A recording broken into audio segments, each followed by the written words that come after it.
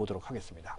네, 최근에 이 중국 경제가 내적으로도 불안할 뿐만이 아니라 외적으로도 브렉시트와 같은 돌발 상황이 발생을 하면서 전반적으로 성장 둔화에 대한 우려가 나오고 있습니다. 한마디로 L자형 성장론에 대한 이야기가 나오고 있는데 이렇게 되면 국내 경제뿐만이 아니라 또 해외, 글로벌 경제 전반적으로 적자는 영향이 있게 된다라는 분석이 이어지고 있습니다. 어떻게 보고 계신지 궁금한데요. 예, 그나마 경착륙, 즉 거꾸로 된 S자 형태, 현재 경기 급락이 아닌 게 다행이다 할 정도로 현재 중국이 당면하고 있는 상황 겉으로 봤을 땐 좋아 보일지 모르나 지금 현재 내면적인 상황은 그렇게 호락호락하지 않다는 것에 주목을 해야 된다는 거고요. 또 한 가지는 중국이 현재 여러 가지 문제가 있습니다만 그 중에서 가장 지금 현재 부담이 되는 그런 악재라고 할까요? 잠재에 대한 리스크는 바로 그것입니다. 현재 부동산 버블 문제가 좀 있고요. 또 부채 문제가 있다는 것이죠. 서로 어떤 측면에서 봤을 때 상당히 현재 같은 맥락에 있는 그러한 경제적 상황이라는 경제적 리스크라는 건데요. 그 점 한번 짚어보도록 하겠습니다. 당장 이것 때문에 글로벌 증시가 크게 잘못될 것은 없겠지만 언젠가 이 문제가 잘못되면 큰 어떤 화를 초래할 수 있다는 것에서 경계를 하자는 뜻으로 이제 말씀을 드리는 겁니다.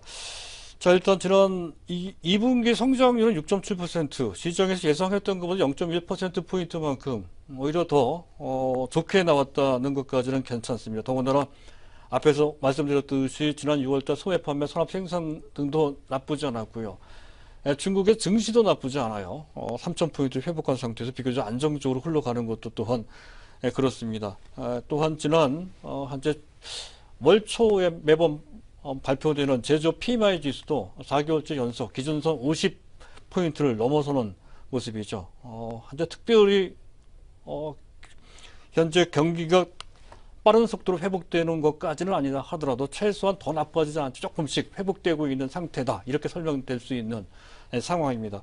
하지만 내면을 들여다보면 반드시 그렇지만은 않다는 것이죠. 현재 L자형, V자 꺾기로 상승하기는 어렵고 U자형 상승이냐 L자형 상승이냐 아니면 거꾸로 된 S자냐, 이런 각도에서 볼 때 현재 L자형 상승세, L자형 성장세를 보이는 것이 아니냐.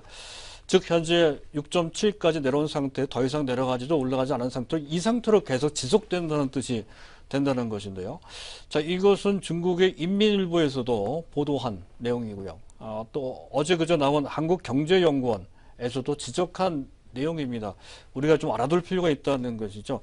가장 크게 문제가 되는 것은 앞에서 말씀드렸던 고정투자 증가율입니다. 9.0%예요.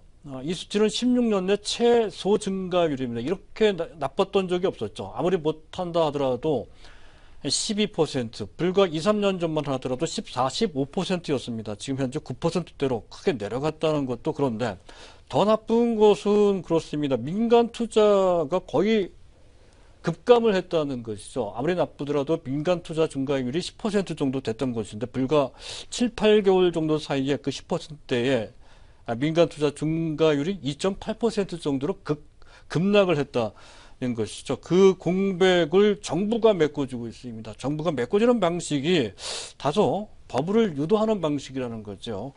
부동산 개발 투자 쪽에 현재 불과 1년 6개월 전에 1% 거의 적극적으로 하지 않았어. 소극적으로 해왔던 그들이 6.1% 정도로 그 증가율이 높아졌다는 것도 그렇고요. 최근 특히 금년 들어서 여갈피, 환매 조건부 채권이죠. 또 현재 MLF, 중기이동성 지원 창구입니다. 이쪽 방식을 통해서 무려 3조 위안이나 되는 거대한 막대한 자금을 시중에 풀었다는 것이죠. 이 돈이 실물 경제, 특히 기업 쪽으로 흘러 들어가야 되는데 그쪽을 또 유도했던 것이고요. 하지만 그쪽으로 흘러 들어가지 않았습니다. 부동산 쪽으로 흘러 들어갔다는 것이죠. 현재 대도시의 집값이 급등을 했다는 것이 가장 많이 오르는 데가 선전입니다. 거의 2배, 한 1년 사이에 2배 올라갔다는 것이죠. 그렇지 않아도 상당히 높았던 상태였었거든요. 그 상태 한 단계 더 많이 올라가는 데는 2배씩이나 올라가는 그런 정도라면 좀 지나치게 많이 올라간 측면, 즉 현재 중국 경기는 어느 정도는 부동산의 활성화를 통해서 유지되는, 의존하고 있는 그런 구도가 됐다는 것이죠. 지금 당장 그 문제가 터지지는 않겠지만 잠재된 위험으로서 항상 시장을 압박할 또는 어떤 크게 시장에 타격을 줄 수 있는 리스크로 봐야 된다는 것이고요. 또 KDI에서 이런 지적까지 하고 있습니다. 가계 소비 비중이 중국역입니다. GDP의 38%밖에 되지 않는다는 것이죠. 선진국은 60%가 다 넘어갑니다.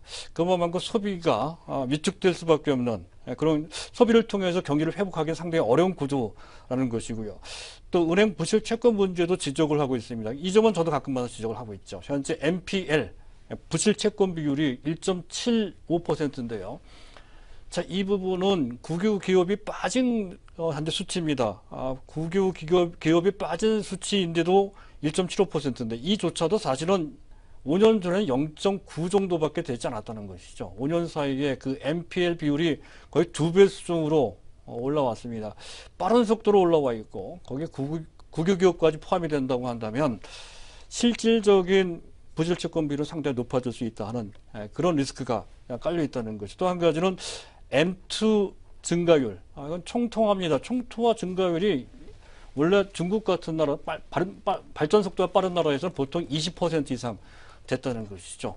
하지만 최근 들어서 그 증가율이 반토막되고 있습니다. 11%대까지 내려왔다는 것이. 돈은 풀고 또 현재 금리를 몇 번씩 내려도 돈은 그만큼 안 들고 있습니다. 중국도 그럴 정도라는 것이죠.